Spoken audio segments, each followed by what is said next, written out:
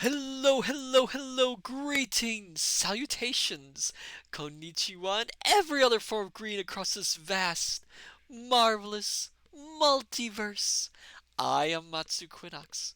This is Horace, and welcome back, my dear scholars, once again to the study.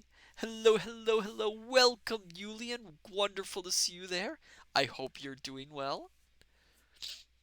Oh my goodness. And I want to make. Oh, hello there, Dr. Zadium. Welcome. Glad to have you here as well. Ah, I hope you're all doing well. Hello there, Firefly. Welcome.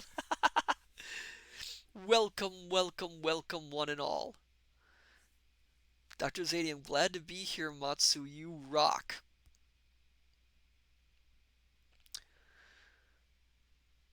I'm going to ignore that.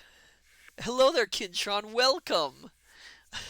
And I want to give a wonderful shout out to our newest scholar, Mecha GM. Thank you so much for the follow. It's wonderful to have you here, Yulian20. Ah, yes, Stony. We do not talk about Stony.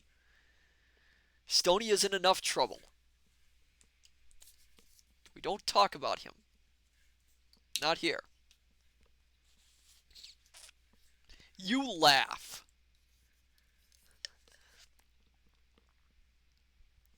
Oh my goodness. So, how are all my dear, wonderful scholars doing? I hope you've all been doing well.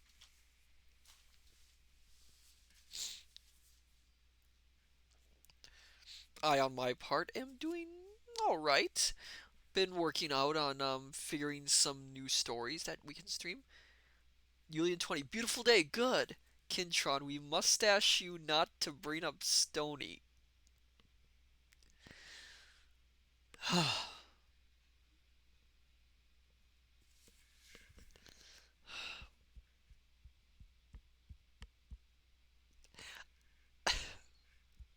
I am. I don't even have a response to that. I have nothing I can do to respond to that, Kintron. Ugh.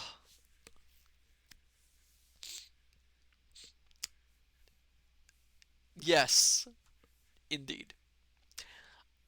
So, uh, yes. Now I'm a little bit flustered. Thank you very much. Oh, hello there, Kanabo. Welcome. It's good to see you here. I think this is your first time actually at one of my streams, or at least the first time you actually chatted. Oh, it's wonderful to have you here. Ah, I don't think I would shout I would do a shout out, but I don't think I've got shout out set up for this. Kintron, I had to give it a shot. Well, you did. You did. And you got me all flustered and confused. Ah, excuse me. So, my dear scholars, just adjust myself. Julian20, gotta love Kinshon. Yes, yes, indeed. Kinshon is a precious scholar here, even if he frustrates me to no end. Ah, so, tonight we'll be doing a reading stream. We'll be continuing our reading of L. Frank Baum's Sky Island. And in fact, I think, with any luck, we might actually finish the story tonight. What do you think of that? Dr. Zadium, Kinshon is a stone cold punster. You are enabling him, Dr. Zadium. You are enabling him. Stop enabling him. Stop it.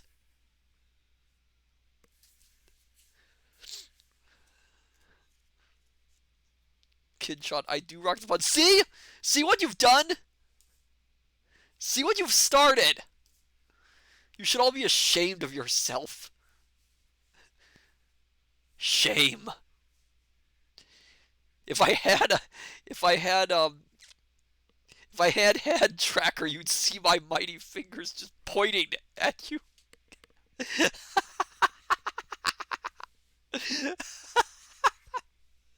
Oh God, I haven't even started reading. I'm losing it already. Oh, you and 20 love this group. I love all my dear scholars, even if you drive me up the wall. But I digress. Kinshot, I'll try to keep it rolled back so you can focus. Come on! Come on! I can't do this. I can't do this. I can't even breathe. Horace, do something. No, Horace, don't join in them. Stop it. Characters aim, hey, that's what we're all about here. Smiling faces, come on. Ah. Oh.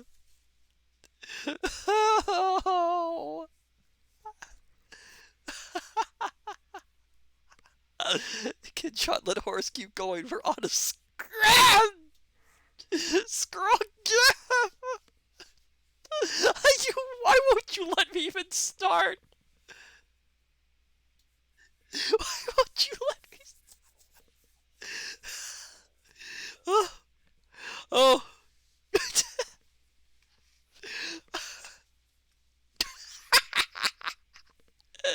I can't stop laughing. Oh, I can't stop laughing. Yes, we're reading Sky Island, and we're probably gonna finish it tonight. Um, excuse me. Oh my goodness. So last time, Captain Bill got captured during the battle of the Pinkies versus the Blues. Trot discovered she could turn invisible and went off to rescue Captain Bill. Unfortunately, in the middle of his escape, he got recaptured, and so now Trot and Captain Bill are still in the headquarters of the Blues, while Chip Giselle, what was it? Yeah, Chip Giselle is off in the camp of the Pinkies, and he's offered his help in finding a way to rescue both of them. So, my dear scholars, with any luck, are you ready to begin our reading of Sky Island? If I can get myself put together here. Yulin 20, yes, sir. Don't call me sir, that makes me feel strange. Ugh. Ugh. Oh my goodness. Okay, so stop it! Come on. Now you're doing that on purpose. Alright, let me part the curtains. Sit back, relax, have a hot or cold Kinchon. Admittedly, the Pinkies and Blues are some colorful people.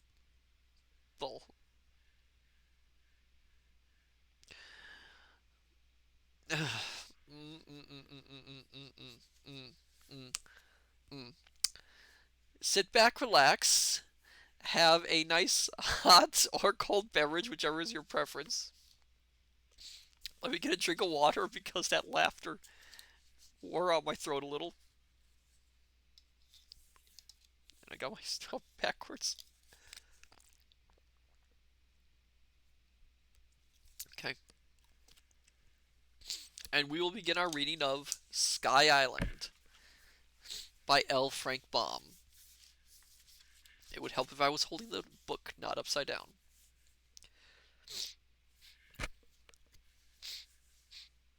Chapter 24: The Amazing Conquest of the Blues. The shouting and excitement in the city following upon the recapture of Captain Bill aroused the sleeping Boolooroo. He found the cord still tied to his big toe, and at first imagined his prisoner was safe in the dressing room. While he put on his clothes, the king occasionally gave the cord a sudden pull, hoping to hurt Captain Bill's big toe and make him yell. But as no response came to this mean action, the Boolooroo finally looked into the room, only to find he had been pulling on a leg of the couch and that his prisoner had escaped.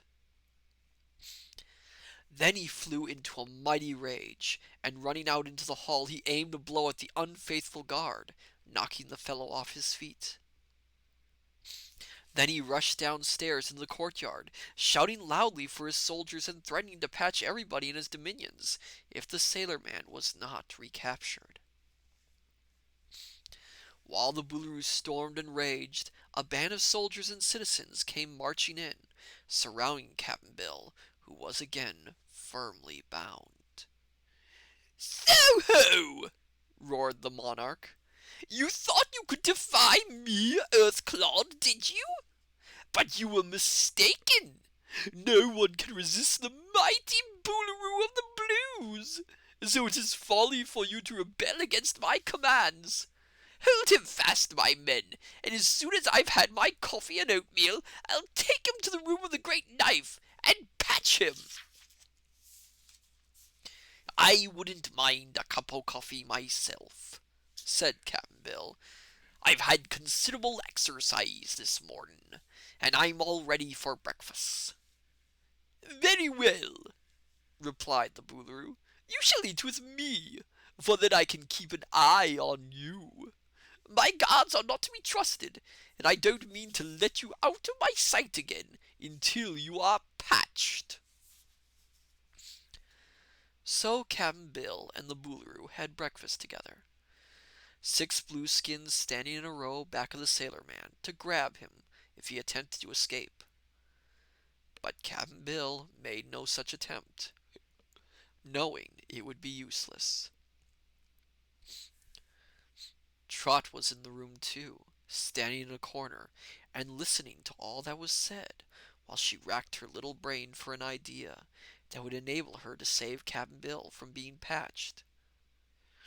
No one could see her, so no one, not even Cap'n Bill, knew she was there. After breakfast was over, a procession was formed, headed by the Boolooroo, and they marched the prisoner through the palace until they came to the room of the great knife. Invisible Trot followed soberly after them, still wondering what she could do to save her friend. As soon as they entered the room of the great knife, the Boolooroo gave a yell of disappointment. "What's become of Tiggle?" he shouted. "Where's Tiggle? Who has released Tiggle? Go at once, you dummies, and find him, or I will go hard with you."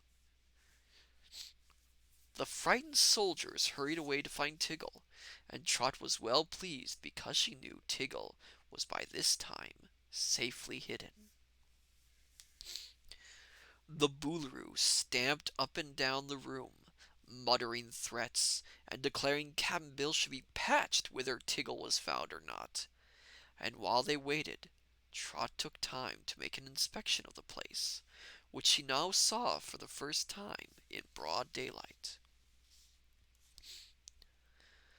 The room of the great knife was high and big, and around it ran rows of benches for the spectators to sit upon. In one place, at the head of the room, was a raised platform for the royal family, with elegant throne chairs for the king and queen, and 6 smaller but richly upholstered chairs for the snub-nosed princesses. The poor queen, by the way, was seldom seen, as she passed all her time playing solitaire with a deck that was 1 card short, hoping that before she had lived her entire 600 years, she would win the game. That's funny because I was just about to mention the queen has almost never been seen in the story so far. I think she was mentioned earlier in a chapter, but so far she's just kind of vanished from the tale. Therefore, Her Majesty paid no attention to anyone, and no one paid any attention to her. In the center of the room stood the terrible knife that gave the place its name, a name dreaded by every inhabitant of the Blue City. The knife was built into a huge framework, like a derrick, that reached to the ceiling, and it was so arranged that when the Boolooroo pulled a cord, the great blade would drop down in its frame and neatly cut in two the person who stood under it. And in order that the slicing would be accurate, there was another frame to which the prisoner was tied so that he couldn't wiggle either way. Sounds terrible. This frame was on rollers so that it could be placed directly underneath the knife.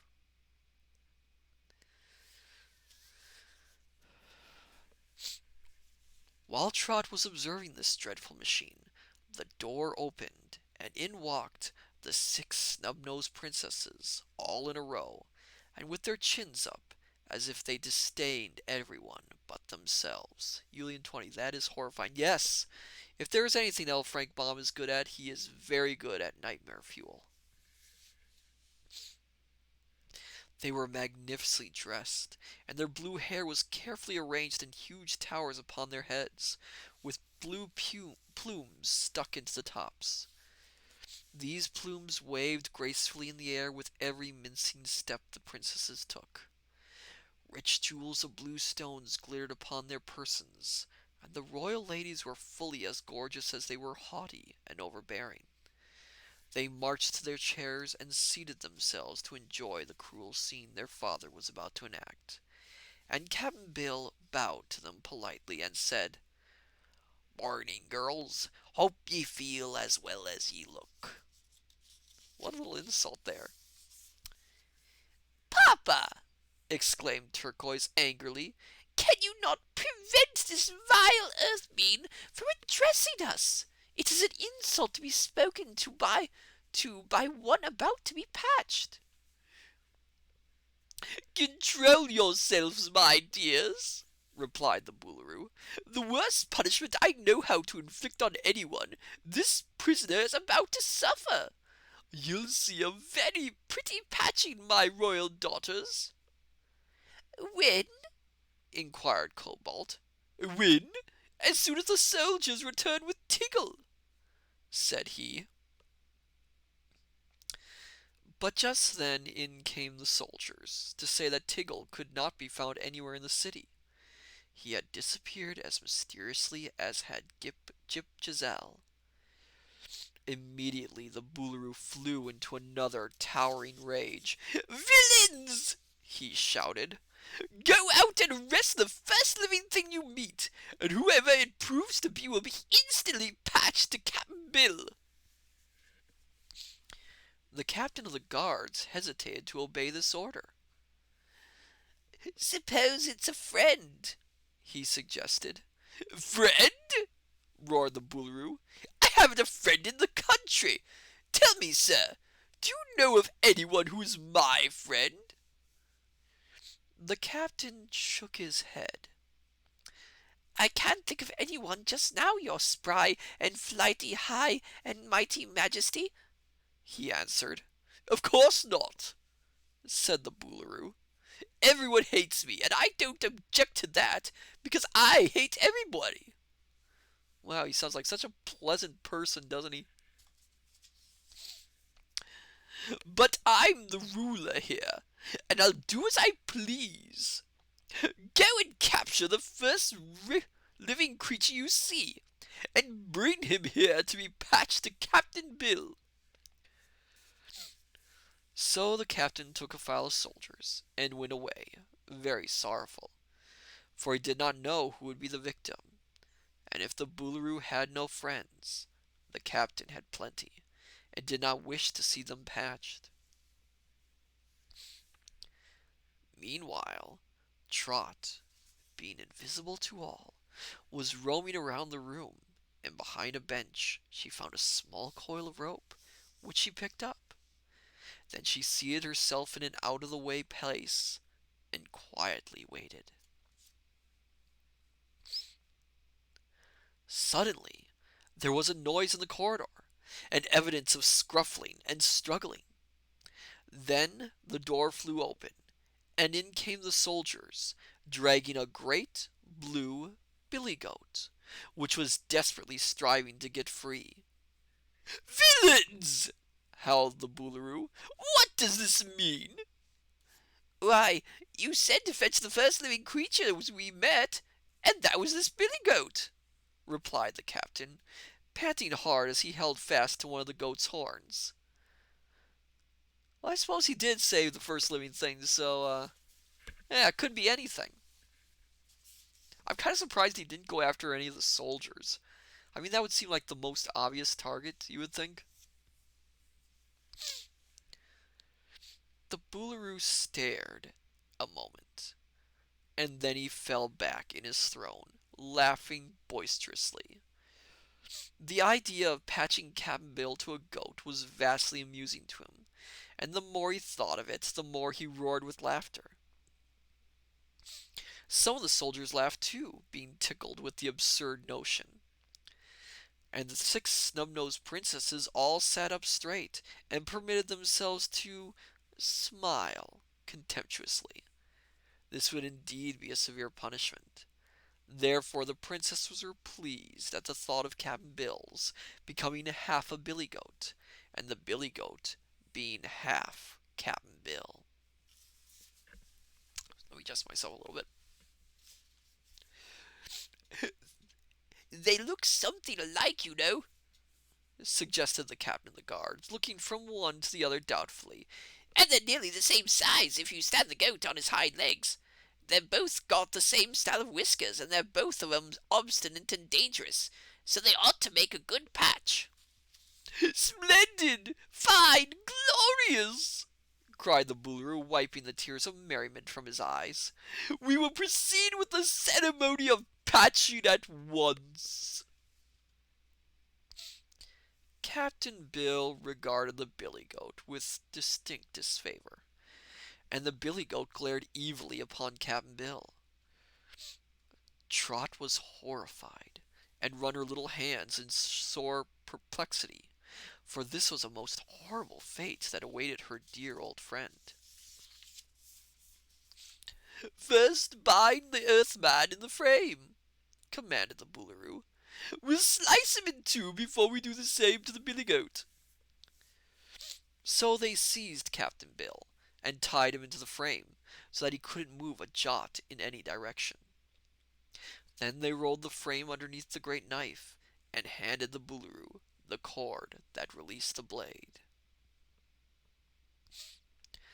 But while this was going on, Trot had crept up and fastened one end of her rope to the frame in which Cap'n Bill was confined. Then she stood back and watched the Boolooroo, and just as he pulled the cord, she pulled up on her rope and dragged the frame on its rollers away, so that the great knife fell with a crash and sliced nothing but the air. "Huh!" exclaimed the Boolooroo. "That's queer. Roll him up again, soldiers." The soldiers again rolled the frame in position, having first pulled the great knife once more to the top of the derrick. The immense blade was so heavy that it took the strength of 7 blueskins to raise it. When all was in readiness, the king pulled the cord a second time, and Trot at the same instant pulled upon her rope. The same thing happened as before. Cap'n Bill rolled away in his frame, and the knife fell harmlessly. Now indeed the Boolooroo was as angry as he was amazed. He jumped down from the platform and commanded the soldiers to raise the great knife into position. When this had been accomplished, the Boolooroo leaned over to try to discover why the frame rolled away, seemingly of its own accord, and he was the more puzzled because it had never done such a thing before.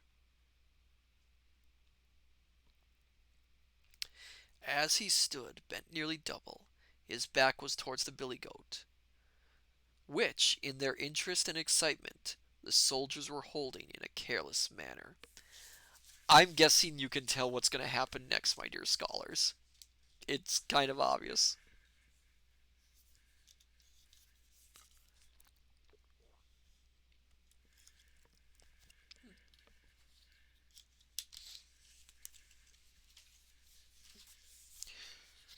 At once the goat gave a leap, escaped from the soldiers, and with bowed head rushed upon the Boolooroo.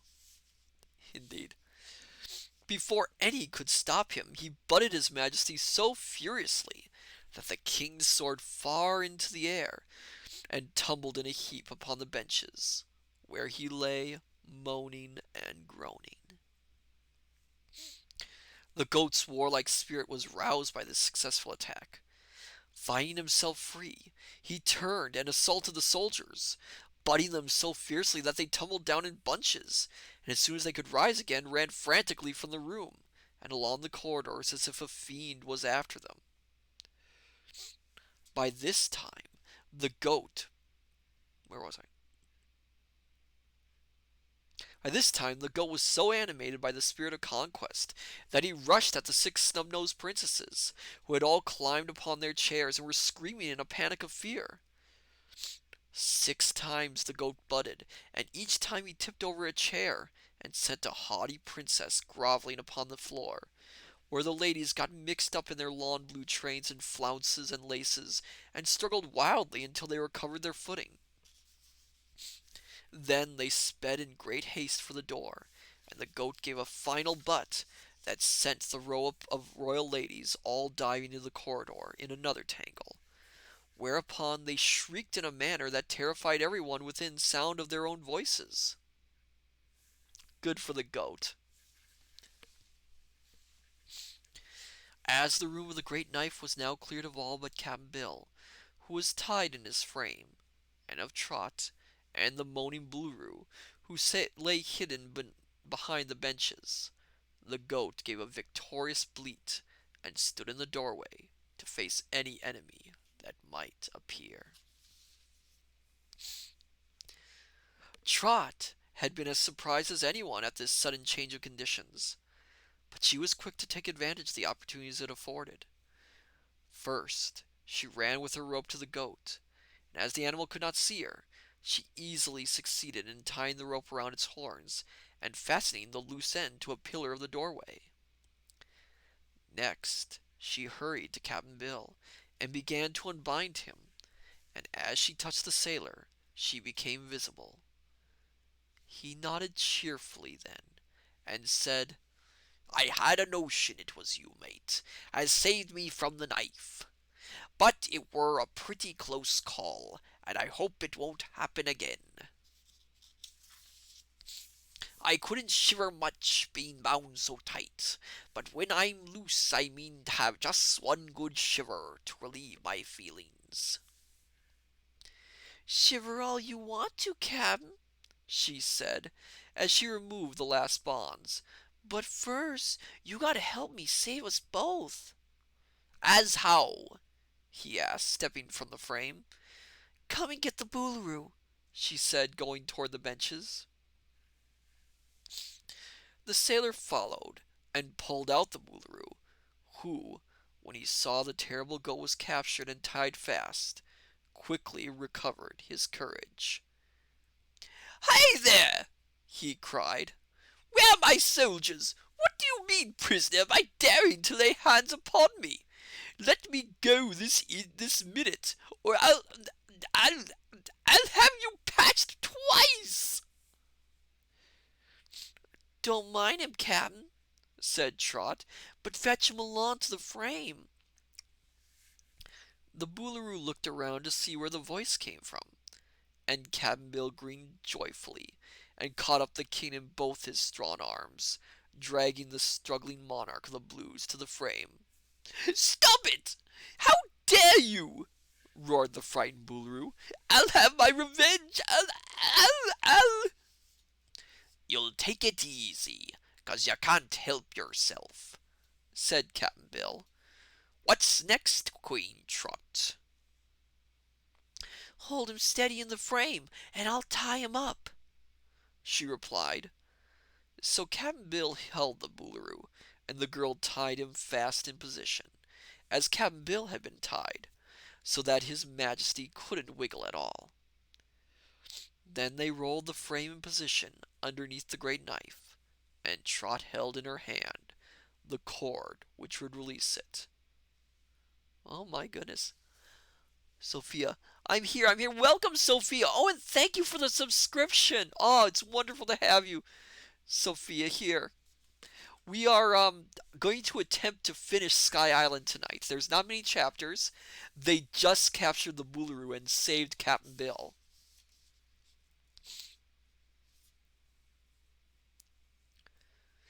All right, Captain, she said in a satisfied tone. I guess we can run this blue country ourselves after this. The Boolaroo was terrified to find himself in danger of being sliced by the same knife he had so often wickedly employed to slice others. Like Cap'n Bill, he had no room to shiver, but he groaned very dismally and was so full of fear that his blue hair nearly stood on end. Get another drink.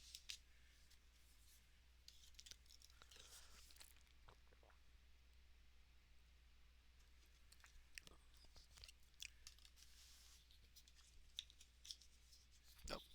Gotta. Yeah. Chapter 25. The Ruler of Sky Island. Excuse me. The girl now took off Rosalie's ring and put it carefully away in her pocket. It won't matter who sees me now, she remarked, and I want him to know that you and me, Captain, are running this kingdom. I'm Queen of the Pinkies, and Boolaroo of the Blues, and... What's that? Asked the sailor. Your what, Trot? Boolaroo. Isn't that right, Captain? I don't know, mate. It sounds bigger ner you are, and I don't like the word. Anyhow, s'pose you just call yourself the boss. That fills the bill, and I don't need pronouncin'. All right, she said. Queen of the Pinkies and boss of the Blues. Seems funny, don't it, Cap'n Bill? Just then they heard a sound of footsteps in the corridor. The soldiers had partially recovered their courage, and fearful of the anger of their dreaded Boolaroo, whom the princesses declared would punish them severely, had ventured to return to the room. They came rather haltingly, though, and the captain of the guards first put his head cautiously through the doorway to see if the coast was clear. The goat discovered him and tried to make a rush, but the rope held the animal back, and when the captain saw this, he came forward more boldly. Halt! Cried Trot. The captain halted, his soldiers peering cautiously over his shoulders, and the 6 snub-nosed princesses looking on from behind, where they considered themselves safe. If anyone dares enter this room without my permission, said Trot, I'll pull this cord and slice your master that once was the Boolaroo. Don't come in! Don't come in! Yelled the Boolaroo in a terrified voice. Then they saw that the sailor was free, and the Boolaroo bound in his place. The soldiers were secretly glad to observe this, but the princesses were highly indignant. Release his majesty at once! Cried Indigo from the corridor. You shall be severely punished for this rebellion. Don't worry, replied Trot. His majesty isn't his majesty any longer. He's just a common blueskin. Cap'n Bill and I propose running this island ourselves after this. You've all got to obey me, for I'm the Boolaroo No, I mean the boss of the Blues, and I've a notion to run things my own way. I like Trot so much. She's great.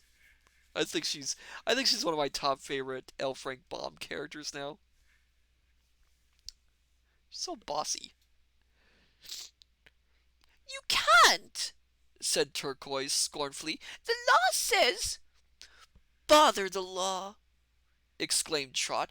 I'll make the laws myself from now on, and I'll unmake every law you ever had before I conquered you." "Oh, have you conquered us then?" asked the captain of the guards in a surprised tone. "Of course," said Trot. "Can't you see?" "It looks like it," admitted the captain. "Captain Bill is going to be my general of the army and the royal manager of the Blue Country," continued Trot, "so you'll mind what he says." "Nonsense!" shouted Indigo. "March in and capture them, Captain. Never mind if they do slice the Boolooroo. I'm his daughter, and I'll rule the kingdom." "You won't!" screamed Cobalt. "I'll rule it." "I'll rule it myself!"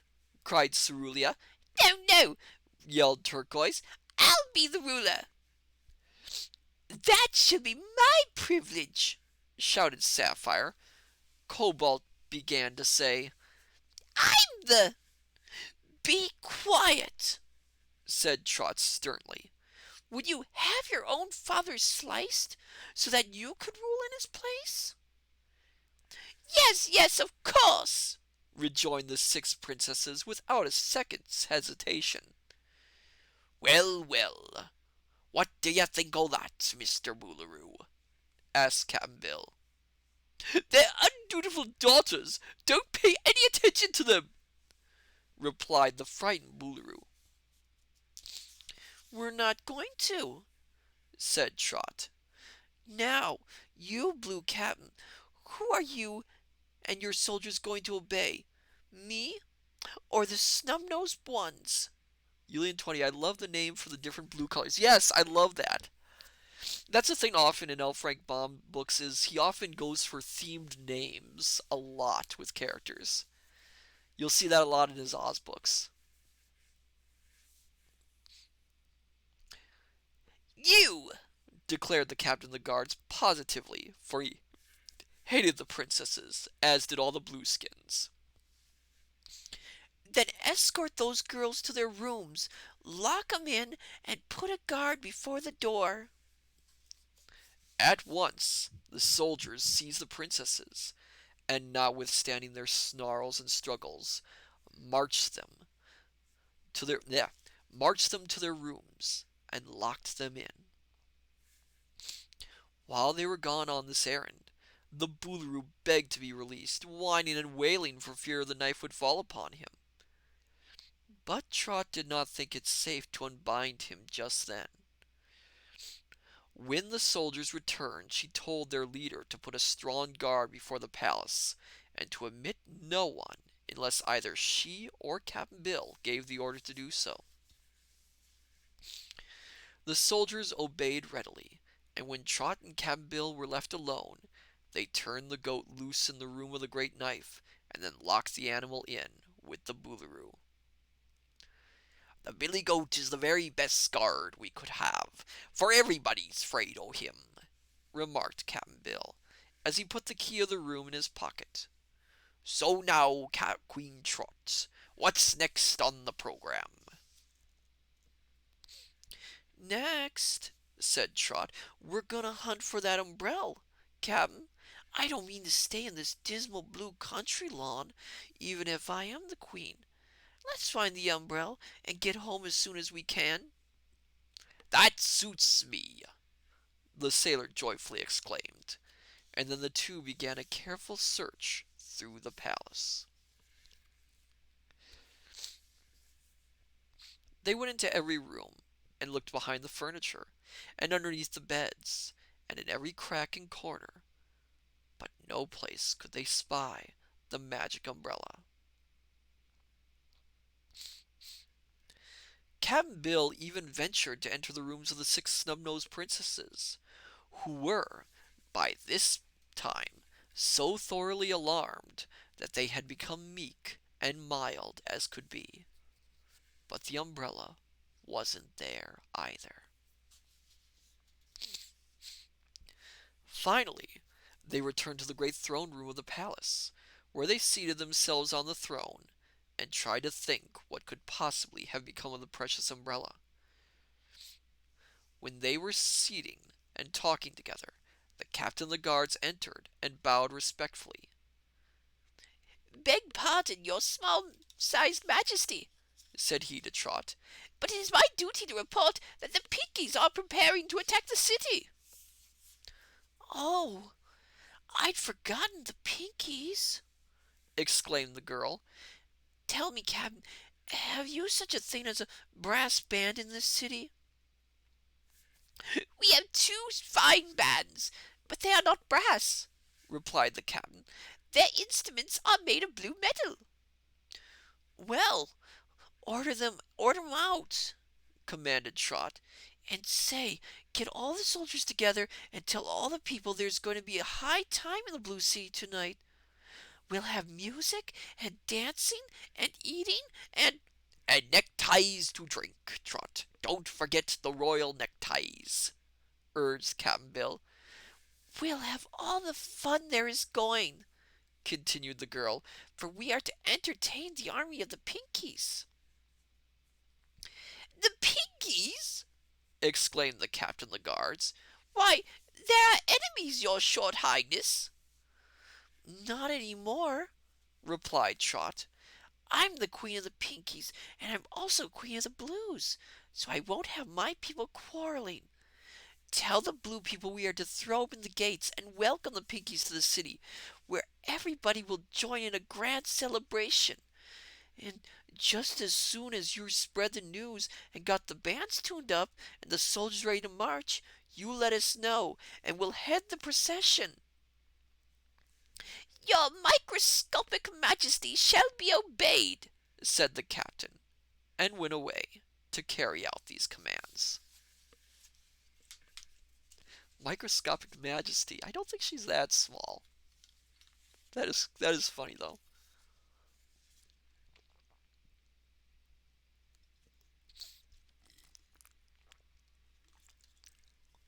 Excuse me.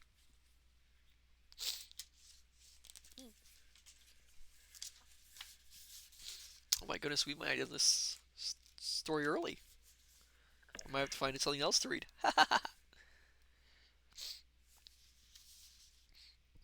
Chapter 26. Trot celebrates her victory. The Blue people were by this time dazed with wonder at all the events that had transpired that eventful day, but they still had wit enough to be glad the war was over. For in war someone is likely to get hurt, and it is foolish to take such chances when one can remain quietly at home. That's quite a wise saying. The Blues did not especially admire the Pinkies, but it was easier to entertain them than to fight them, and above all, the Blueskins were greatly rejoiced that their wicked Boolooroo had been conquered and could no longer abuse them. So they were quite willing to obey the orders of their girl queen, and in a short time the blasts of the trumpets and roll of drums and clashing of cymbals told Trot and Cap'n Bill that the blue bands had assembled before the palace. So they went down and found that a great crowd of people had gathered, and these cheered Trot with much enthusiasm, which was very different from the scowls and surly looks with which they had formerly greeted their strange visitors from the earth. The soldiers wore their best blue uniforms, and were formed before the palace in marching order. So Trot and Cap'n Bill headed the procession, and then came the soldiers, all keeping step, and then the bands, playing very loud noises on their instruments, and finally the crowd of blue citizens, waving flags and banners and shouting joyfully. Aww. In this order they proceeded to the main gate, which Trot ordered the guards to throw wide open. Then they all marched out a little way into the fields and found that the army of Pinkies had already formed and were advancing steadily toward them. At the head of the Pinkies were Jip Giselle and Button Bright, excuse me, who had the parrot on his shoulder, and they were supported by Captain Coralie and Captain Tintint and Rosalie the Witch. They had decided to capture the Blue City at all hazards, and that they might rescue Trot and Cap'n Bill and conquer the Boolooroo. So when from a distance they saw the Blueskins march from the gate with banners flying and bands playing, they supposed a most terrible fight was about to take place.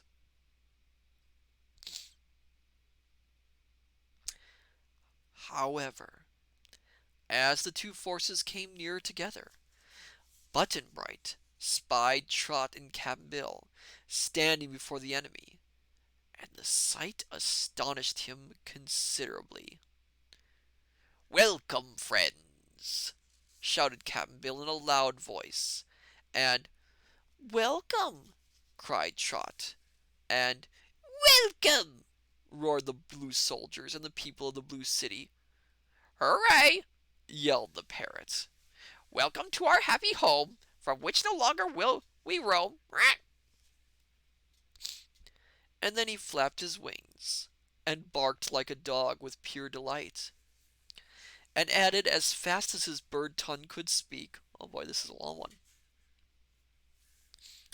"One army's pink and one is blue, but neither one is in a stew, because the naughty Boolooroo is out of sight. So what we'll do is try to be a jolly crew, and dance and sing our toolaroo. And to our friends we be ever true, and to our foes—" "Stop it!" said Button Bright. "I can't hear myself think." The Pinkies were amazed at the strange reception of the Blues, and hesitated to advance. But Trot now ran up in front of them and made a little speech. "Pinkies," said she, "your queen has conquered the Boolooroo and is now the Queen of the Blues. All of Sky Island, except the Fog Bank, is now my kingdom. So I welcome my faithful Pinkies to my Blue City, where you are to be royally entertained and have a good time. The war is over, and everybody must be sociable and happy, or I'll know the reason why." Now indeed the Pinkies raised a great shout of joy, and the Blues responded with another joyful shout. And Rosalie kissed the little girl, and said she had performed wonders, and everybody shook hands with Cap'n Bill, and congratulated him upon his escape. And the parrot flew to Trot's shoulder, and screeched, "The Pinkies are pink, the Blues are blue, but Trot's the queen, so tooraloo!" When the Blueskins saw Jip Giselle, they raised another great shout, for he was the favorite of the soldiers, and very popular with all the people.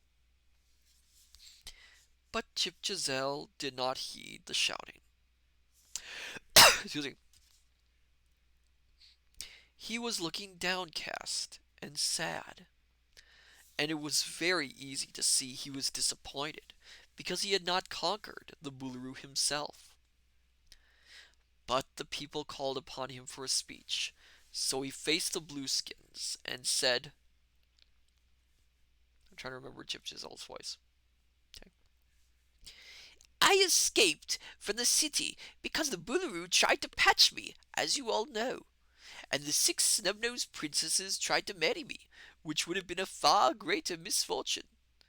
But I have recovered the Book of Royal Records, which has long been hidden in the treasure chamber, and by reading it I find that the Boolooroo is not your lawful Boolooroo at all, having reigned more than his 300 years. Since last Thursday, I, Jip Giselle, have been the lawful Boolooroo of the Blue Country. But now that you are conquered by Queen Trot, I suppose I am conquered too, and you have no Boolooroo at all." "Hooray!" cried the parrot. "Here's a pretty howdy do. You haven't any Boolooroo." Trot had listened carefully to the Majordomo's speech. When he finished, she said cheerfully, "Don't worry, Sizzle dear. It'll all come right pretty soon. Now then, let's enter the city and enjoy the grand feast that's being cooked. I'm nearly starved myself, for this conquering kingdoms is hard work." So the Pinkies and the Blues marched side by side into the city, and there was great rejoicing and music and dancing and feasting and games and merrymaking that last for 3 full days. Trot carried Rosalie and Coralie and Jip Giselle to the palace. Carried? How did she do that? A little bit of an odd writing there.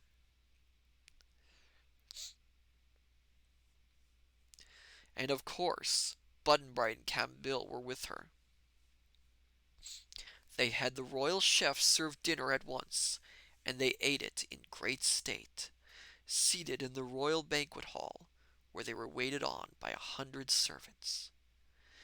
The parrot perched upon the back of Queen Trot's chair, and the girl fed it herself, being glad to have the jolly bird with her again. After they had eaten all they could, and the servants had been sent away, Trot related her adventures, telling how, with the assistance of the billy goat, she had turned the tables on the wicked Boolooroo. Then she gave Rosalie back her magic ring, thanking the kind witch for all she had done for them. "And now," said she, "I want to say to Chip Chisel that just as soon as we can find Button Bright's umbrella, we're going to fly home again. I'll always be Queen of Sky Island, but the Pink and Blue countries must each have a ruler. I think I'll make Sizzle the Boolooroo of the Blues.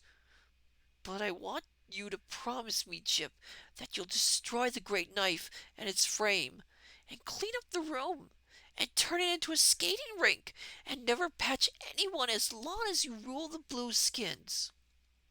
It's kind of interesting. She says really specifically, turn it into a skating rink.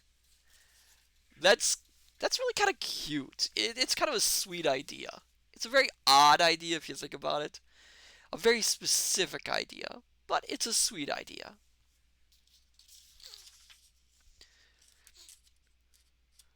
Chip Giselle was overjoyed at the prospect of being Boolooroo of the Blues, but he looked solemn at the promise Trot extracted. "I'm not cruel," he said, "and I don't approve of patching in general, so I willingly destroy the great knife. But before I do that, I want the privilege of patching the Snub-Nosed Princesses to each other, mixing the six as much as possible. And then I want to patch the former Boolooroo to the billy goat, which is the same punishment he was going to inflict upon Cap'n Bill." "No," said Trot positively. "There's been enough patching in this country, and I won't have any more of it. The old Boolooroo and the six stuck-up princesses will be punished enough by being put out of the palace. The people don't like 'em a bit, so they'll be outcasts and wanderers, and that will make 'em sorry if they were so wicked and cruel when they were powerful. Am I right, Cap'n Bill?" "You are, mate," replied the sailor. "Please, Queen Trot," begged Jip Giselle, "let me patch just the Boolooroo. It would be such a satisfaction." "I have said no, and I mean it," answered the girl. "You let the poor old Boolooroo alone." There's nothing that hurts so much as a come down in life, and I expect the old rascal's gonna be pretty miserable by and by. I'm trying to remember Rosalie's voice. What does he say to this reverse of fortune? Asked Rosalie. Why, I don't believe he knows about it, said Trot. Guess I better send for him and tell him what's happened.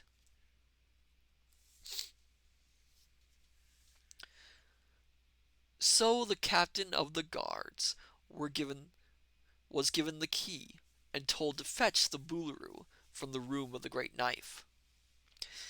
The guards had a terrible struggle with the goat, which was loose in the room and still wanted to fight. But finally they subdued the animal, and then they brought the Boolooroo out to the frame he was tied in, and brought both him and the goat before Queen Trot, who awaited them in the throne room of the palace. Another little drink. Whew. This plot is really speeding by fast, I'll tell you that.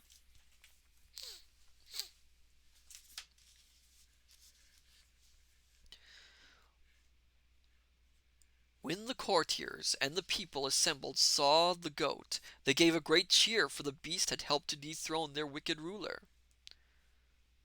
What's going to happen to this tough old warrior, Trot? Asked Cap'n Bill. It's my idea, as he's braver than the whole Blue Army put together.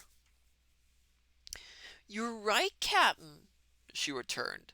I'll have Sizzle make a fine yard for the goat, where he'll have plenty of blue grass to eat, and I'll have a pretty fence put around it, and make all the people honor and respect him just as long as he lives. I'll gladly do that, promised the new Boolooroo, and I'll feed the honorable goat all the shavings and leather and tin cans he can eat, besides the grass.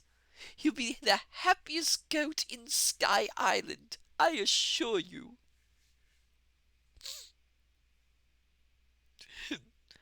As they led the now famous animal from the room, the Boolooroo shuddered and said, How dare you people give orders in my palace? I'm the Boolooroo. Excuse me, said Trot. I neglected to tell you that you're not the Boolooroo anymore. We've got the royal record book, and it proves you already ruled this country longer than you had any right to.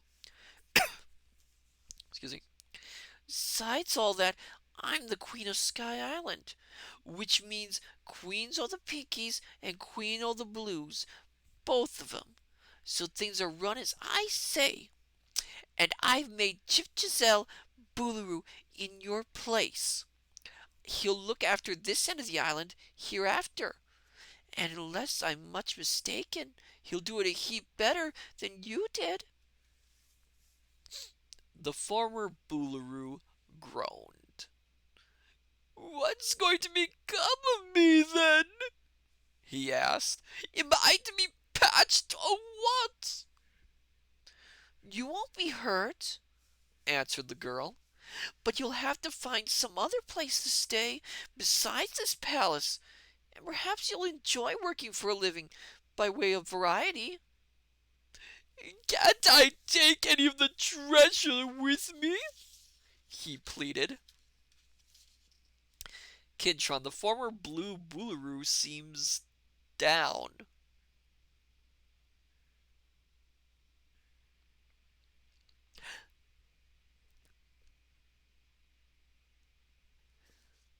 All right, that pun I'll give a little bit of a pass on. I mean, it's okay. Yeah, yeah. It's for me that'll get an eye roll. There, I think that's an eye roll. That one's good enough for an eye roll. I think that worked. Yeah.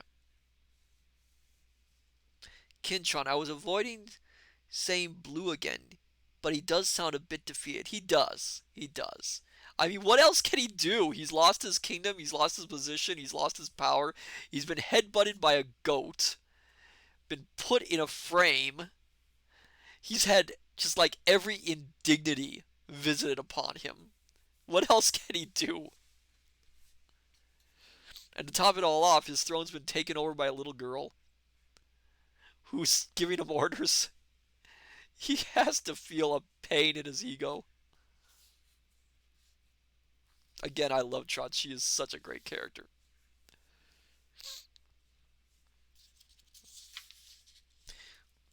Not even a bird cage, said she. Everything in the palace now belongs to Gyp Giselle. Except the 6 snub-nosed princesses, exclaimed the new Boolooroo earnestly. Won't you please get rid of them too, your majesty? Can't they be discharged? Excuse me. Of course, said Trot. They must go with their dear father and mother. Is there some house in the city they can all live in, Gyp? Gyp? Yeah. Why, I own a little cabin at the end of the town, said Gyp Giselle, and I'll let them use that, as I won't need it any longer. It isn't a very pretty cabin, and the furniture's cheap and common, but I'm sure it is good enough for this wicked man and his family. I'll not be wicked any more, sighed the old Boolooroo. I'll reform. It's always best to reform when it is no longer safe to remain wicked. As a private citizen, I shall be a model of deportment, because it would be dangerous to be otherwise. Trot now sent for the princesses, who had been weeping and wailing and fighting amongst themselves ever since they learned that their father had been conquered. When first they entered the throne room, they tried to be as haughty and scornful as ever. Kinchon, it's best to reform when it's no longer safe to be wicked. Best line ever. Yes, that is a great line. Oh, that is wonderful writing there. And it makes absolute sense, of course. I love it.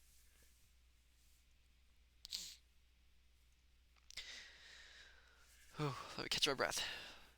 When first they entered the throne room, they tried to be as haughty and scornful as ever. But the Blues who were assembled there all laughed at them and jeered them, for there was not a single person in all the Blue Country who loved the princesses the least little bit. Trot told the girls that they must go with their father to live in Gyp Giselle's little old cabin. And when they heard this dreadful decree, the 6 snub-nosed ones began to scream and have hysterics, and between them they managed to make so much noise that no one could hear anything else. So, Gyp Giselle ordered the captain to take a file of soldiers and escort the raving beauties to their new home. This was done, the once royal family departing from the palace with shamed and downcast looks. Then the room of the great knife was cleared of its awful furniture. The frames were split into small pieces of blue wood, and the benches chopped into kindling, and the immense sharp knife broken into bits.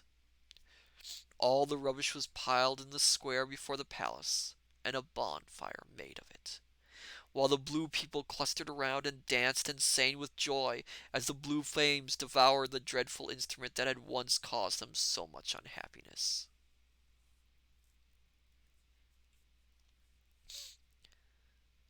That evening, Trot gave a grand ball in the palace, to which the most important of the Pinkies and the Blueskins were invited. The combined bands of both the countries played the music, and a fine supper was served. The Pinkies would not dance with the Blues, however, nor would the Blues dance with the Pinkies. The two nations were so different in all ways that they were unable to agree at all, and several times during the evening quarrels arose, and there was fighting between them, which Trot promptly checked. I think it would be best for us to go back to our own country as soon as possible, suggested Rosalie the witch, "for if we stay here very long, the Blueskins may rise against us and cause the Pinkies much trouble." "Just as soon as we find that umbrella," promised Trot, "we'll dive into the fog bank and make tracks for the land of sunrise and sunset." "Oh, thank you, it's a compo for the posture check. It's a little bit. And thank you for the follow. Welcome, welcome, welcome to our little band of scholars. We are currently reading Sky Island by L. Frank Baum, and we're very close to finishing it as well. I'm glad to have you here. I hope you enjoy this reading, and welcome to our little group.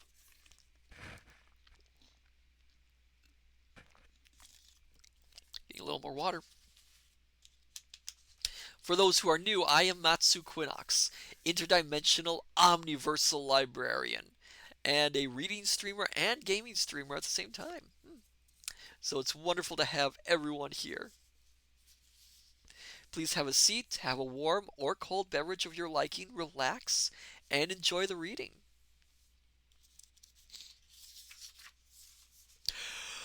Excuse me. Oh my goodness. Chapter 27. The Fate of the Magic Umbrella. Next morning, the search for the magic umbrella began in earnest.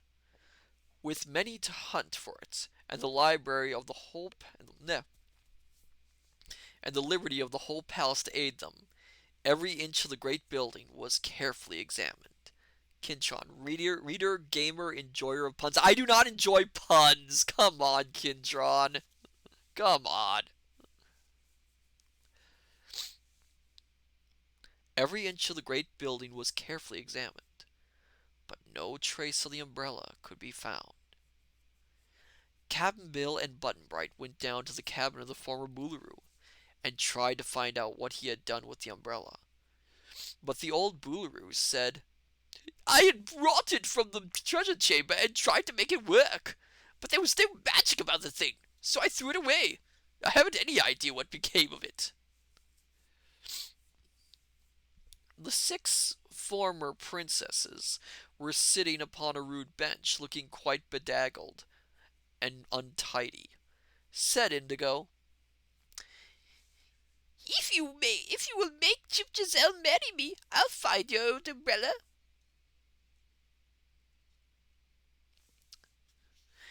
"Where is it?" asked Button Bright eagerly. "Make Chip Giselle marry me and I'll tell you," repeated Indigo.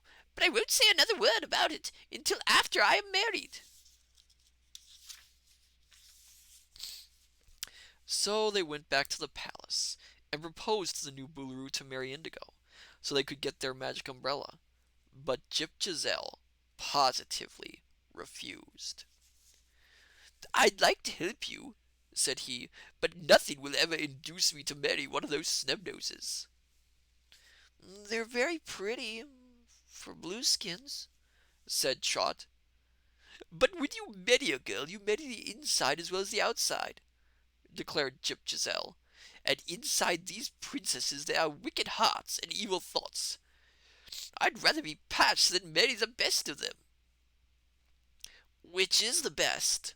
asked Button Bright. "I don't know, to be sure, I'm sure," was the reply. "Judging from their actions in the past, there is no best." Rosalie the Witch now went to the cabin and put Indigo into a deep sleep by means of a powerful charm. Then, while the princess slept, the witch made her tell all she knew, which wasn't a great deal, to be sure, but it was soon discovered that Indigo had been deceiving them, and knew nothing at all about the umbrella. She had hoped to marry Jip Giselle and become queen, after which she could afford to laugh at their reproaches. So the witch woke her up and went back to the palace to tell Trot of her failure. The girl and Button Bright and Cap'n Bill were all rather discouraged by this time, for they had searched high and low and had not found a trace of the all important umbrella. Excuse me. That night, none of them slept much, for they all lay awake, wondering how they could ever return to the earth and to their homes. In the morning of the third day, after Trot's conquest of the Blues, the little girl conceived another idea. She called all the servants of the palace to her and questioned them closely, but not one could remember having seen anything that looked like an umbrella. Are all the servants of the old Boolooroo here? Inquired Cap'n Bill, who was sorry to see Trot looking so sad and downcast. All but one, was the reply. Tiggle used to be a servant, but he escaped and ran away. Oh, yes, exclaimed Trot. Tiggle is in hiding somewhere. Perhaps he doesn't know there's been a revolution and a new Boolooroo rules the country. If he did, there's no need for him to hide any longer, for he is now in no danger. She now dispatched messengers all through the city and surrounding country, who cried aloud for Tiggle, saying that the new Boolooroo wanted him. Tiggle, hiding in the cellar of a deserted house in a back street, at last heard these cries, and joyfully came forth to confront the messenger. Having heard of the old Boolooroo's downfall and disgrace, the man consented to go to the palace again, and as soon as Trot saw him, she asked him about the umbrella. Tiggle thought hard for a minute, and then said he remembered sweeping the king's rooms and finding a queer thing that might have been an umbrella lying beneath a cabinet. It had ropes and two wooden seats and a wicker basket all attached to the handle. That's it! Cried Button Bright excitedly, and that's it! yeah, That's it! that's it! Cried both Trot and Cap'n Bill. But what did you do with it? Asked Chip Giselle. I dragged it out and threw it on the rubbish heap in an alley back of the palace, said Tiggle. At once they all rushed out to the alley and began digging in the rubbish heap. There. By and by, Cap'n Bill uncovered the lunch basket, and pulling on this, he soon drew up the two seats, and finally, the magic umbrella. Hurrah! Shouted Button Bright, grabbing the umbrella and hugging it tight in his arms. Hurrah! Shrieked the parrot. Cap'n Bill's a lucky fellow. Lucky fella, 'cause he has found the old umbrella. Rat! Trot's face was wreathed in smiles. "This is just the best luck that could have happened to us," she exclaimed, "'cause now we can go home whenever we please."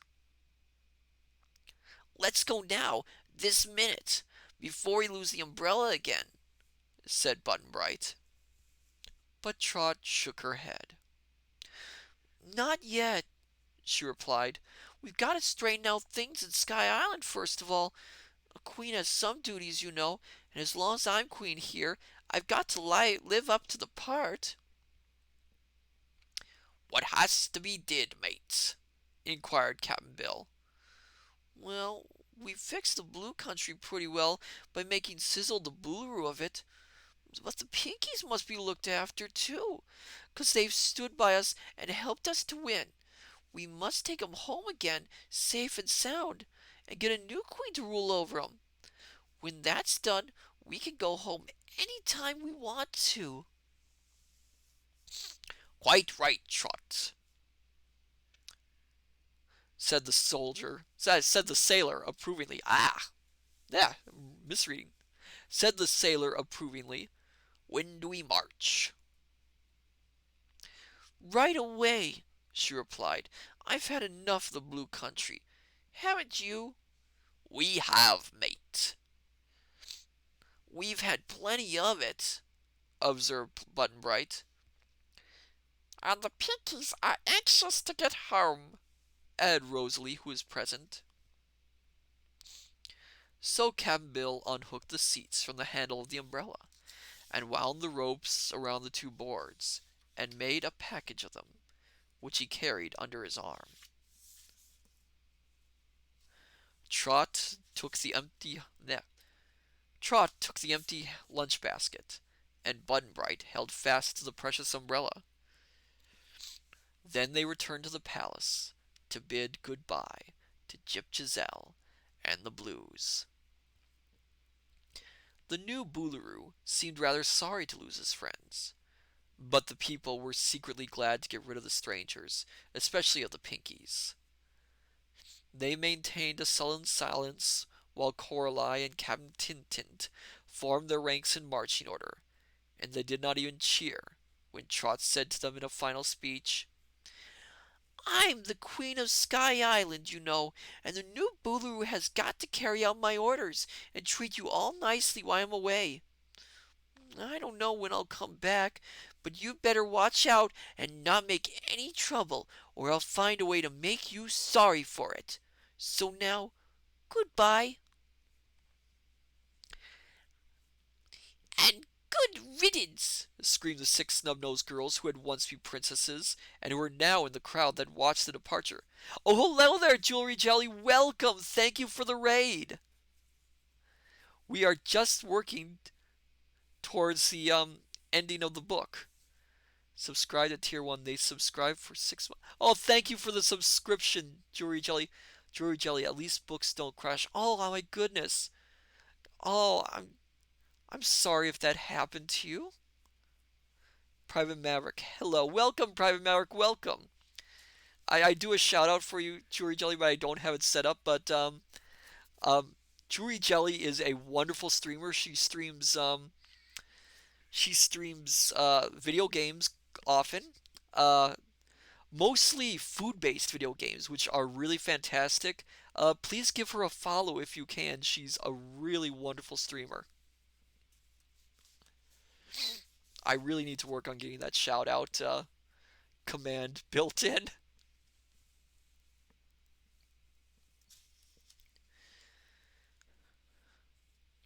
and good riddance, screamed the six snub-nosed girls who had once been princesses, and who were now in the crowd that watched the departures. But Trot paid no attention to them. She made a signal to the Pinky Band, which struck up a fine pink march, and then the army stepped out with the left foot first, and away went the conquerors down the streets of the Blue City, out of the Blue Barred Gateway, and across the country, towards the Fog Bank.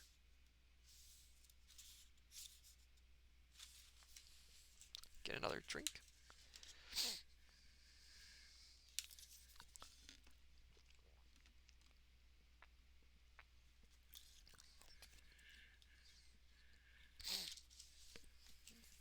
Gotta keep myself hydrated for these last few chapters.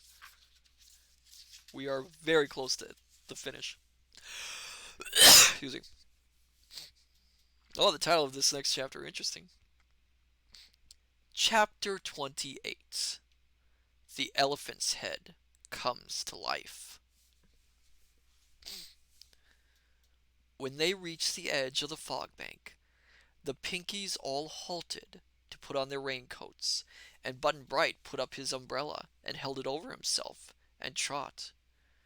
Then, when everybody was ready, they entered the fog, and Rosalie the Witch made a signal to call the Frog King and his subjects to aid them as they had done before. Pretty soon the great frogs appeared. Yeah, frogs in a fog. Try and say that 10 times fast. A long line of them facing Trot and her pink army, and sitting upon their haunches close together. turn around so we can get upon your backs, said Rosalie.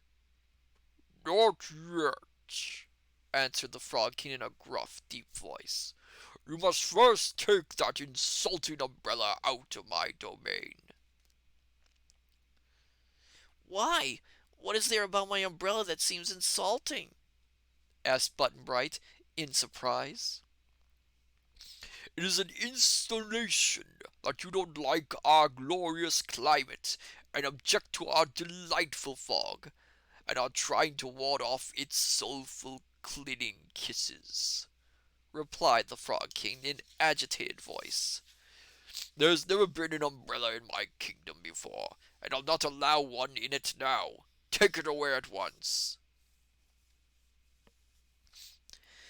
But we can't, Explained Trot. we've got to take the umbrella with us to the Pink Country. We'll put it down, if you like, and cross the bank in this drizzle, which may be cleaning and soulful, but is too wet to be comfortable. But the umbrella's got to go with us.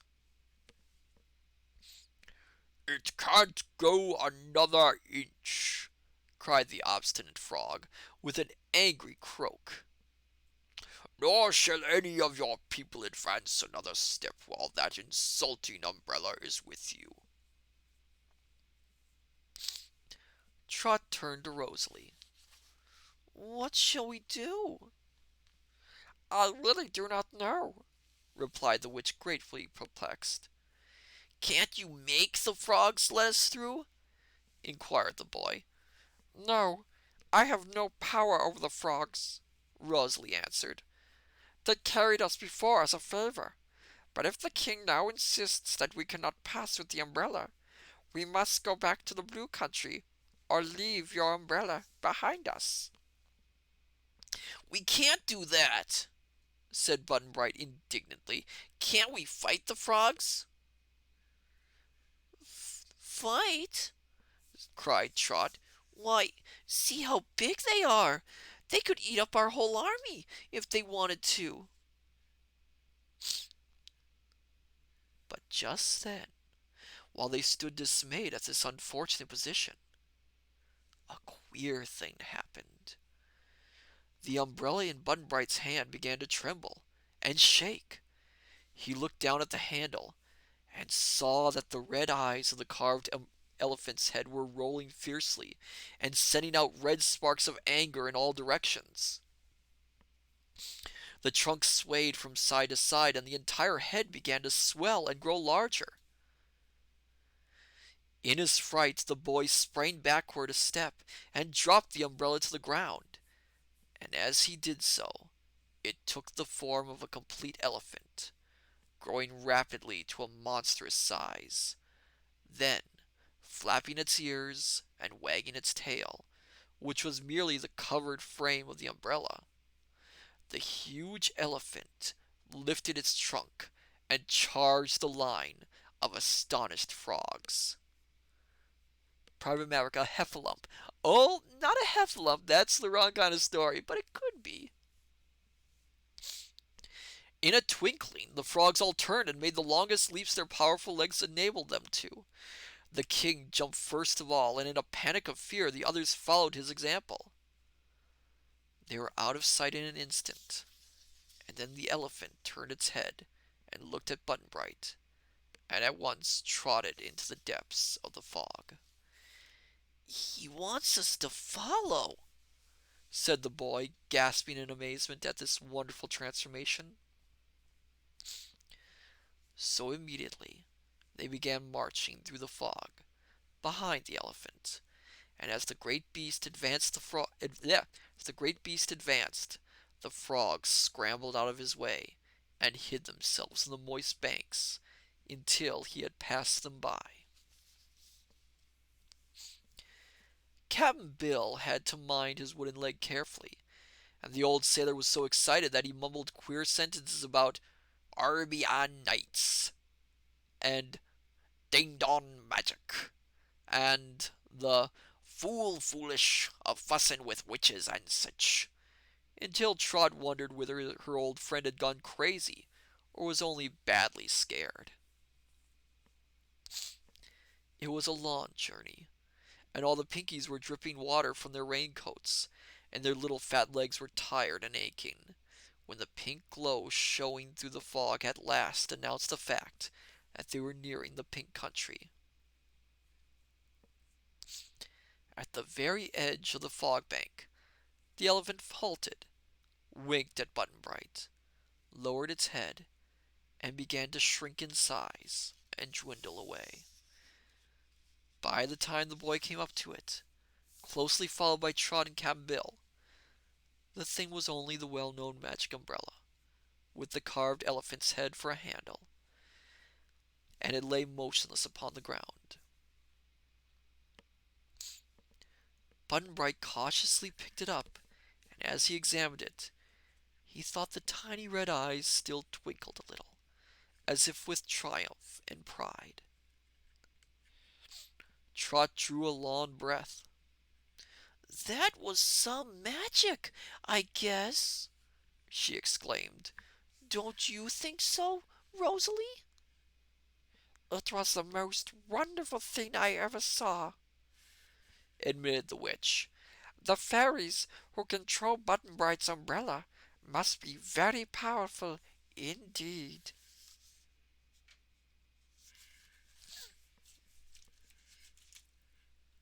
Okay, another drink.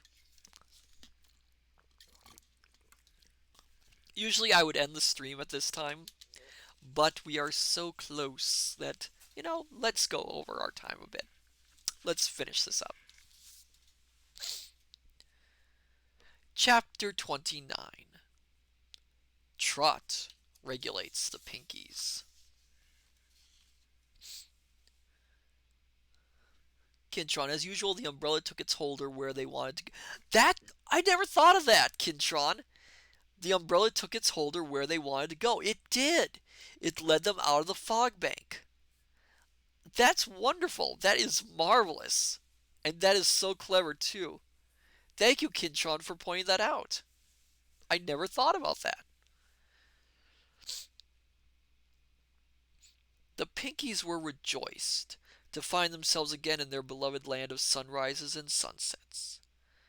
They sang and shouted with glee, and the band uncovered its pink instruments and played the national pink anthem, while the parrot flew from Trot's shoulder to Cap'n Bill's shoulder. You can tell I'm getting worn out. Sol, soldier, whatever, and back again, screaming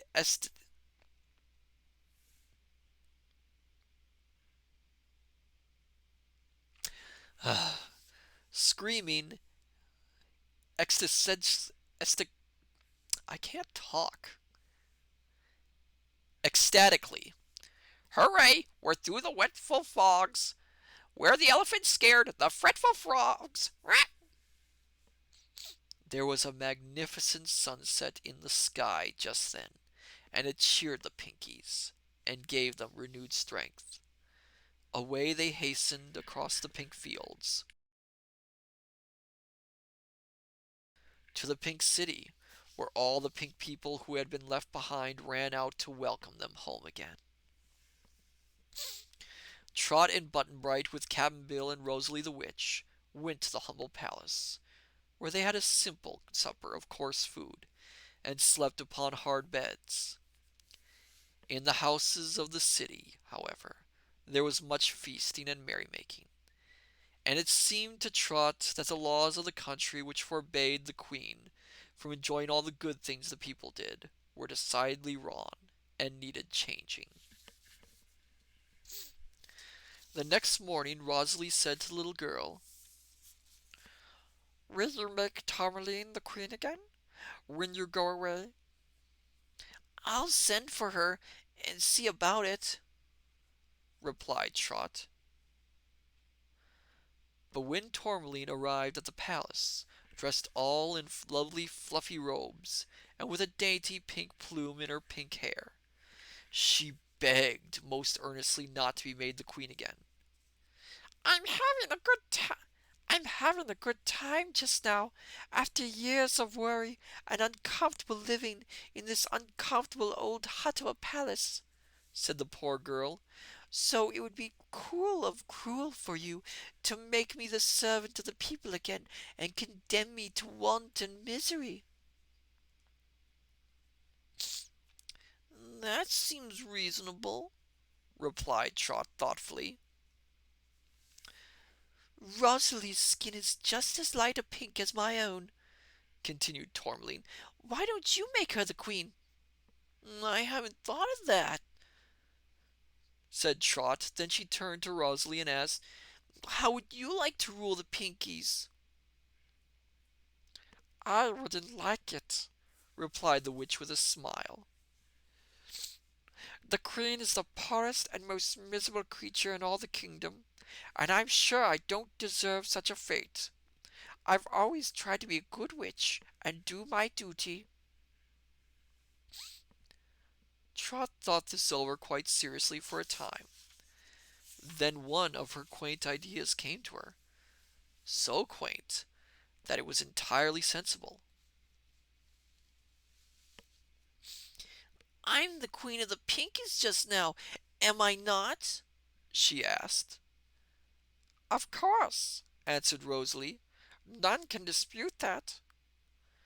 Then I've the right to make new laws, haven't I? I see where this is going. I believe so. In that case, said the girl, I'm going to make a law that the queen shall have the same food and the same dresses and the same good times that her people have, and that she shall live in a house just as good as the houses of any of her people and have as much money to spend as anybody. But no more. The queen can have her share of everything according to the new law, but if she tries to get more than her share, I'll have the law say she shall be taken to the edge and pushed off. What do you think of that law, Rosalie? Wow, Trot, just putting capital punishment right smack in there. Trot is hardcore when she wants to be. She wasn't even that vicious when it came to the blues. It's a good law, and a just one, replied the witch approvingly. So Trot sent for the royal scribbler, who was a very fat Pinky, with large pink eyes and curly pink hair, and had him carefully write the new law in the Great Book of Laws. The royal scribbler wrote it very nicely in pink ink, with a big capital letter at the beginning and a fine flourish at the end. After Trot had signed her name to it as queen, she called all the important people of the land to assemble in the court of the statues, and ordered the royal declaimer to read to them the new law. The Pinkies seemed to think it was a just law, and much better than the old one. And Rosalie said, Now, no one can object to becoming the queen, since the ruler of the Pinkies will no longer be obliged to endure suffering and hardships. All right, said Trot.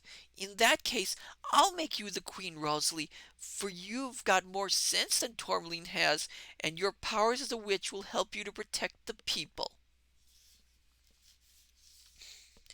At once she made the announcement, telling the assembled Pinkies that by virtue of her high office as Queen of Sky Island, she would leave Rosalie the Witch to rule over the Pink Country, while she returned to the earth with her friends.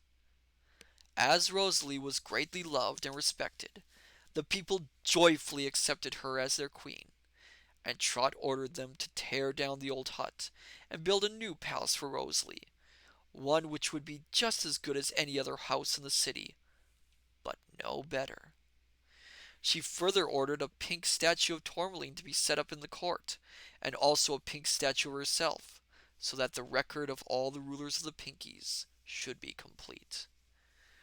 The people agreed to do all this as soon as possible, and some of the leaders whispered together, and then asked Coralie to be their spokesman in replying to Queen Trot's speech. Coralie stood on a chair and made a bow, after which she thanked Trot in the name of the Pinkies for leading them safely into the Blue Country and out again, and for giving them so good a queen as Rosalie. The Pinkies would be sorry to have their new friends the Earth people leave them, but asked the Queen of Sky Island to carry with her the royal band of pink gold, which she now wore upon her brow, together with the glistening pink jewel set in its center. It would remind her, Coralie declared, of the beautiful land of sunset and sunrise, and of the fact that the Pinkies would always be glad to welcome her back. Trot knew she would never return to Sky Island, but she did not tell them that.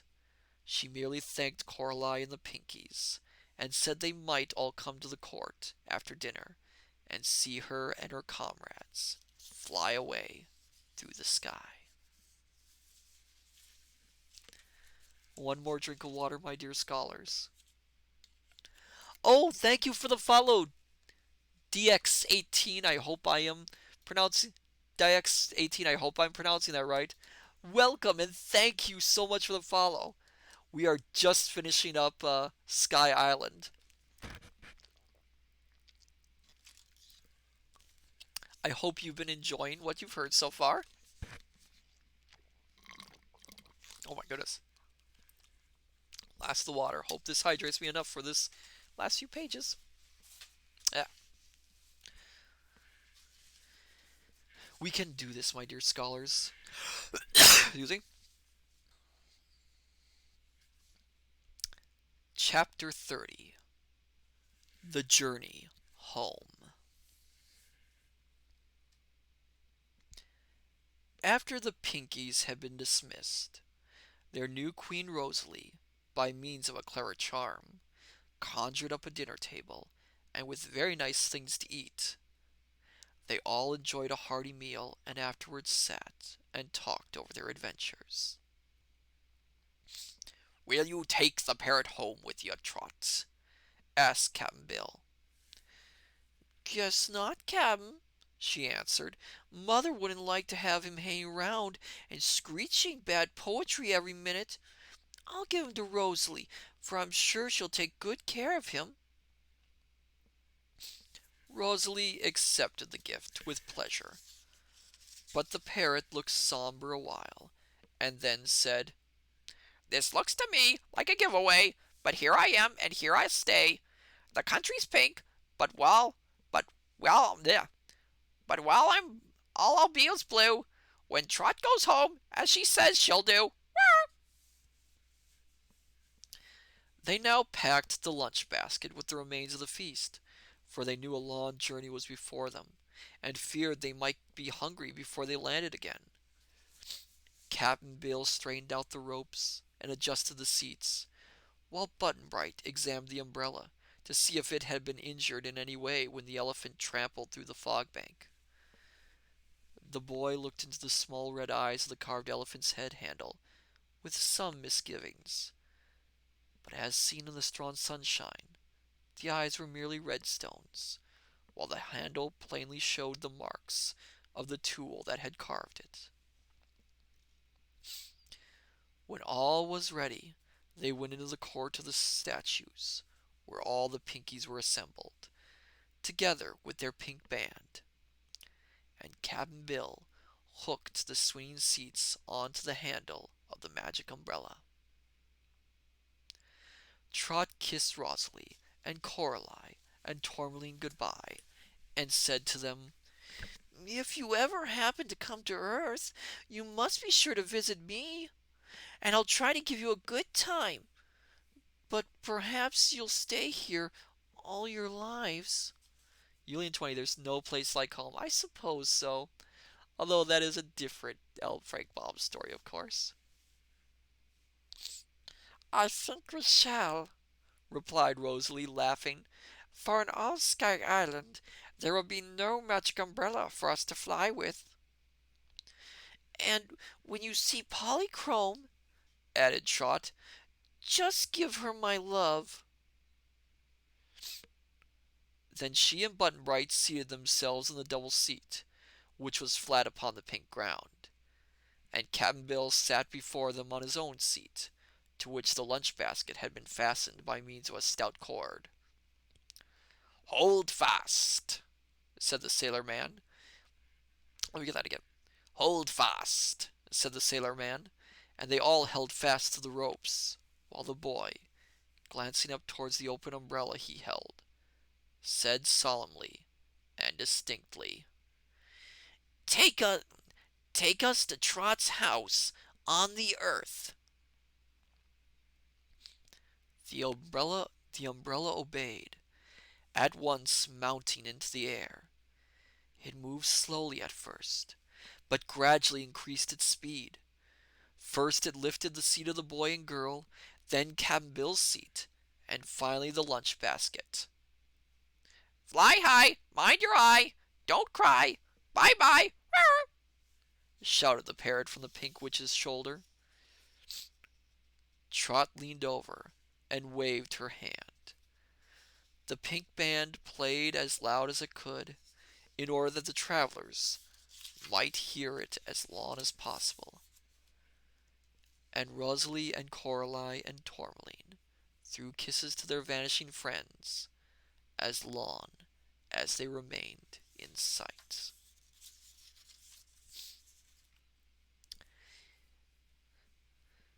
Seems good to be on the way home again, remarked Trot as the umbrella bumped into a big black cloud. It really does, mate, answered the sailor-man joyfully. Fast through the cloud the umbrella swept, and then suddenly it sailed into a clear blue sky, across which a great and gorgeous rainbow spread its radiant arch. Upon the bow danced the dainty daughters of the rainbow, and the umbrella passed near enough to it for the passengers to observe Polychrome merrily leading her sisters, her fleecy robes waving prettily in the gentle breeze. Goodbye, Polly, cried Button Bright, and Trot and Cap'n Bill both called out, Goodbye! Polychrome heard and nodded to them smilingly, never halting in her graceful dance. Then the umbrella dropped far below the arch, which presently faded from view. It was an exciting ride. Scenes presented themselves entirely different from those they had seen on their former voyage, for the sky changes continually, and the clouds of the moment are not the clouds of an hour ago.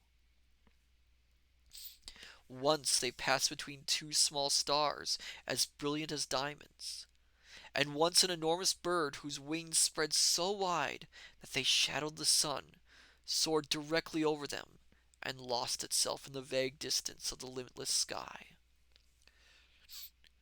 They rode quite comfortably, however, and were full of eager interest in what they saw. The rush of air past them made them hungry, so Cap'n Bill drew up the lunch basket and held it so that Button Bright and Trot could help themselves to the pink food, which tasted very good.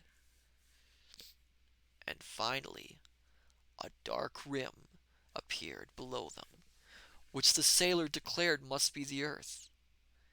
It proved to be correct, and when they came near, they found themselves flying over the waves of the ocean. Pretty soon a small island appeared, and Trot exclaimed, That's the Sky Island we thought we were going to, only we didn't. Yes, and there's the mainland, mate, cried Cap'n Bill excitedly, pointing towards a distant coast.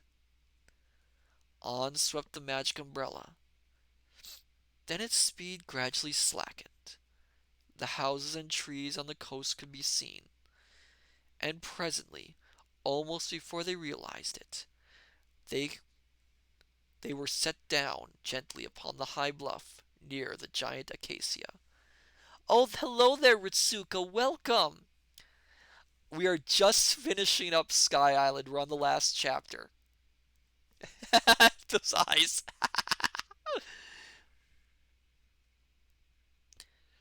A little way off stood the white cottage where Trot lived. It was growing dusk as Cap'n Bill unhooked the seats, and Button Bright folded up the umbrella and tucked it under his arm. Oh no, I'm too late. Oh, I'm sorry, Ritsuka, but thank you for being here anyway. It's much appreciated. We're gonna have a little chat afterwards, so there will be some time left.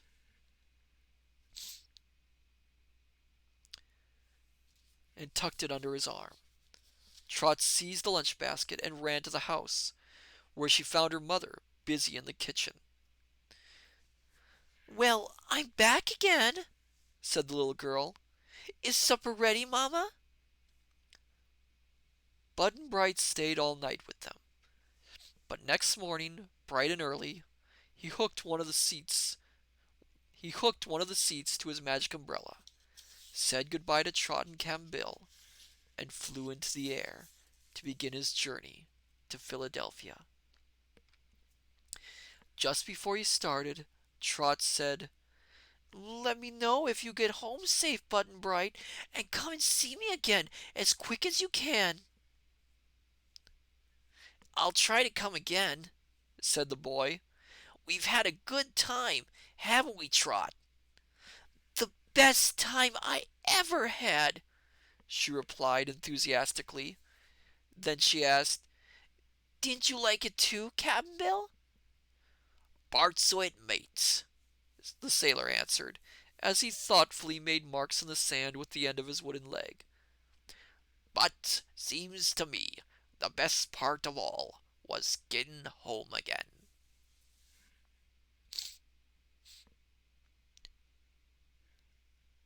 After several days, Trot received a postal card from Button Bright. It was awkwardly scrawled, for the boy was not much of a writer, but Trot managed to make out the words. It read as follows: Got home safe, Trot, and the folks were so worried they forgot to scold me. Father has taken the magic umbrella and locked it up in a big straw chest in the attic. He put the key in his own pocket, so I don't know as I'll ever be able to see you again. But I'll never forget the Queen of Sky Island, and I send my love to you and Cap'n Bill. Your friend, Button Bright. The end. Oh my goodness, dear scholars. What a wonderful story. I really love that book. We'll talk about more in the chat, and I shall see you over there. Hello there. Yulian20, what a wonderful story. Yes, indeed. Kidtron, clap. Oh, thank you. Thank you. Private Mac, a fun one too. Yes, it was so much fun. It was a real fun book. Like I've mentioned several times over the past reading streams, it is such an improvement over the Sea Fairies. Trot is such a fun character, as is Captain Bill. He Baum did a lot more with them this time. Developed their characters a lot. Ritsuke redeemed Hydrate. Oh my goodness. I don't have any water left. I drank it all. I chugged all for the last go. Oh my goodness. I'm gonna need to get some water somewhere. Give me 1 second. Let me put on the intermission screen briefly while I get some water.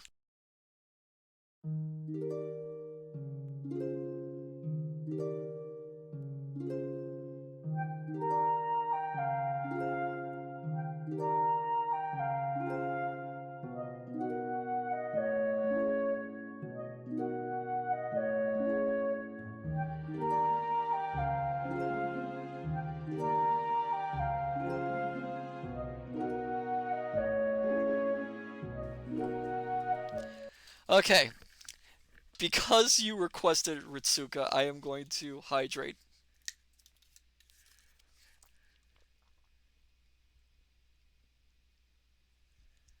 Ah, there we go. Thank you. Yes, it was really, really a good book. I mean, yeah, compared to Sky Island, we had a lot more dynamic plotting. We had a lot more interesting characters in this one. The story was tighter and it moved much faster. Um, that was one of the bits with Sea Fairies that I will admit was weak, was the fact that much of it was taken up with like that little underwater tour. But this one, they move at such a fast pace, and there's an actual conflict between the whole thing. which in Sea Fairies they didn't have the conflict until like the very last quarter of the book. Trot is such a wonderful protagonist. She's great. I can see the difference between her and Dorothy. Trot is much more energetic, and she's got much more of an attitude than Dorothy does, I think. I think that comes from her being a younger character. According to the Oz books, Trot is 1 year younger than Dorothy is. Although I think the way she's written, she seems a little bit even younger than that. Um, she's such a fun character, and her dynamic with Captain Bill is a real treat. Unit 20, it had a plot. Yes, it actually had a plot compared to others. Um, it's really interesting with her. Um, so this was the last solo Trot and Captain Bill book. Sky Island did not sell well for Bomb.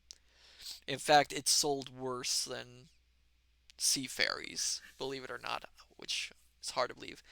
So, rather than abandon Kinshon, how many have read your Be Right Back stream? I have no idea. I have no idea how to answer that. um, what was I saying? Oh yeah, yeah, Tron and Captain Bell. The book sold very poorly, worse than Sea Fairies. So rather than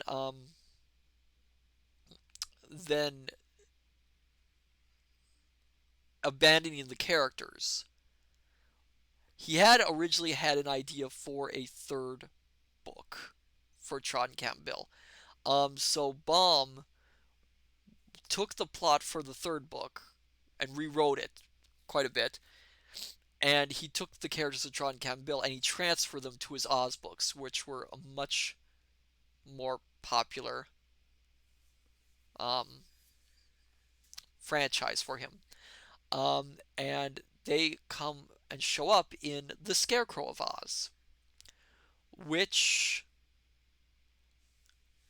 I'm not going to announce anything about. I may be doing a collab reading of in the future. Um, the Scarecrow of Oz is a very good book. I think Baum actually said it was his favorite of the Oz books. It's a very unusual book. Trot is a real fun character in that one too.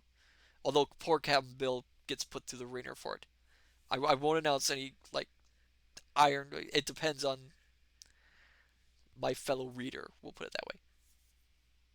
I just want to make sure on that. I don't want to make any slip ups.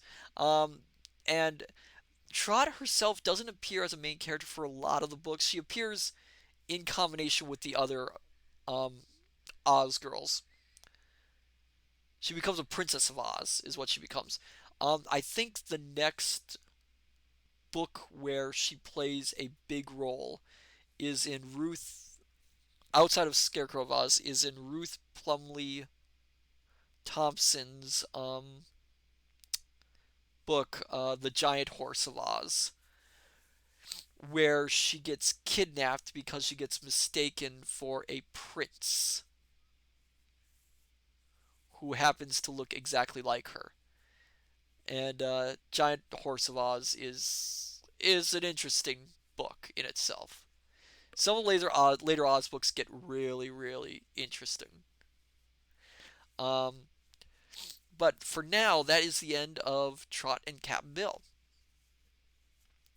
Um, so announcements for the rest for next week.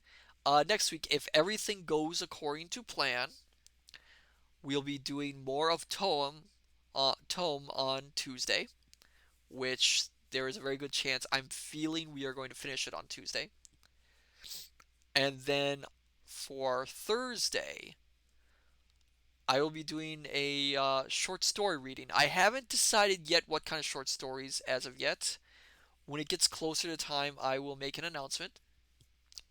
But we are going to take a 1 day break from novel reading.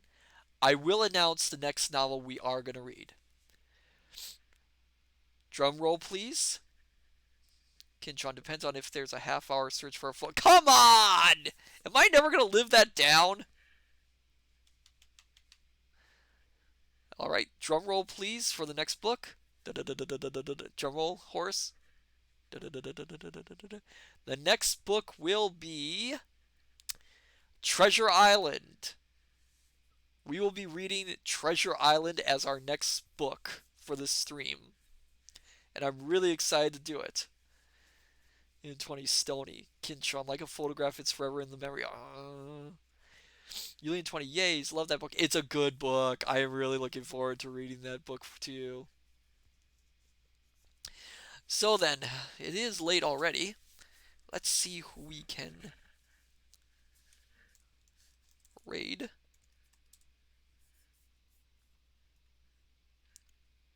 I can find.